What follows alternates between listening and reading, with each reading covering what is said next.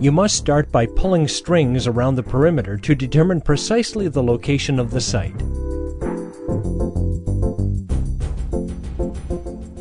Start excavating.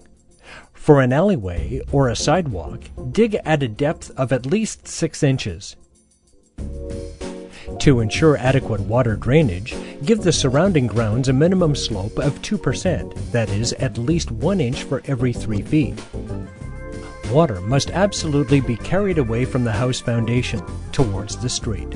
The perimeter of the excavation should extend the surface you wish to pave by at least 1 foot. A concrete-lined surface will enjoy increased stability, especially on the sides.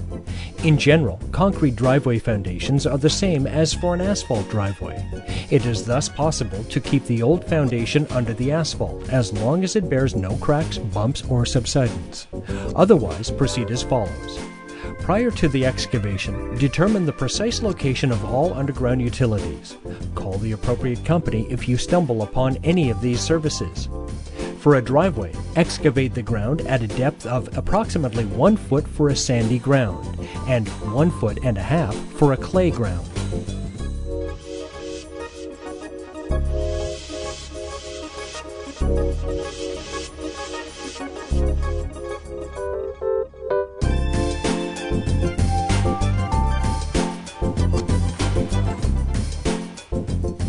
Level the bottom of the excavation with a rake.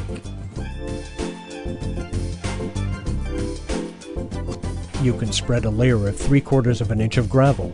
Then pack down the bottom of the excavation, unless it is mostly clay. Proceed in the same manner for sidewalks and alleyways. Ideally, install a subsurface ground cover that will prevent the foundation from mixing with the natural earth and ensure a greater stability for the project. Spread the 3/4 inch gravel in 1 inch thick successive layers.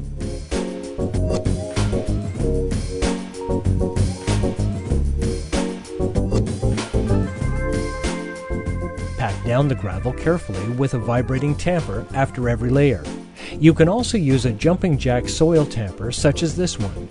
For a great pack down, you can pour water over the gravel.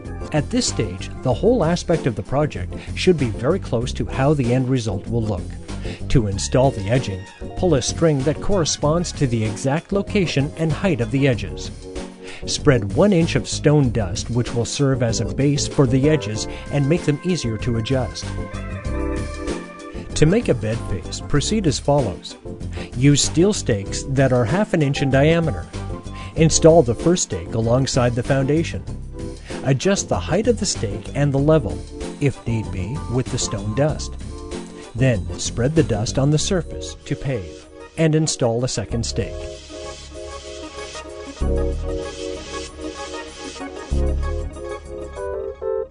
Adjust it so it is the level of the first one. With those 2 stakes and a 2x4, you will be able to level the stone dust and prepare a proper bed face for the edges. Set the low wall block on top of the stone dust and adjust the level with some dust and a rubber hammer. The first row must be perfectly level, otherwise the whole construction will be crooked.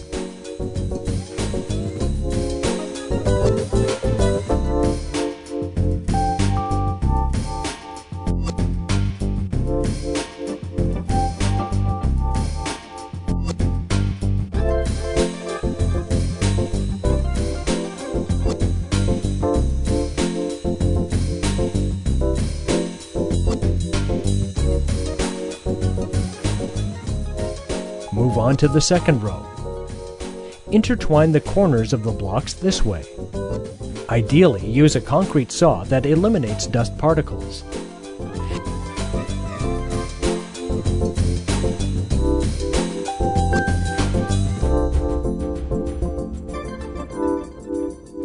You can also use a carbide tipped saw. However, make the cuts away from your working area to keep the dust from staining the new surface.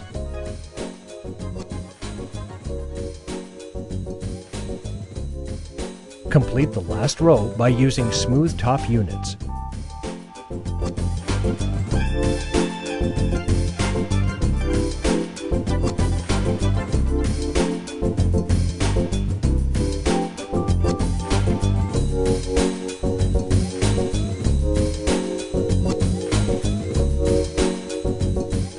Once all the edges are in place, complete the backfill and pack down around the foundation.